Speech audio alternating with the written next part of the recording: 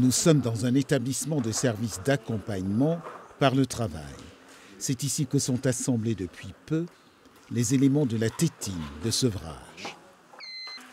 L'unité, c'est le village des métiers de l'ADAPI 28.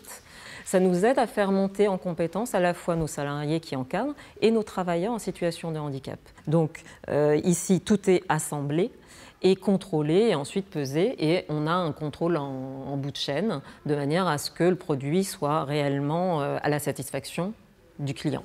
La tétine de sevrage n'est pas née d'un éclair de génie. 7 ans de maturation avant sa réalisation.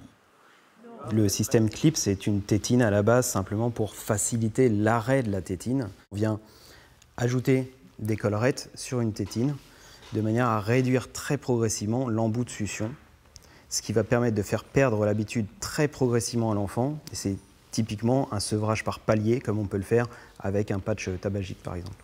Arnaud Biazenec est orthésiste et orthodontiste depuis 20 ans.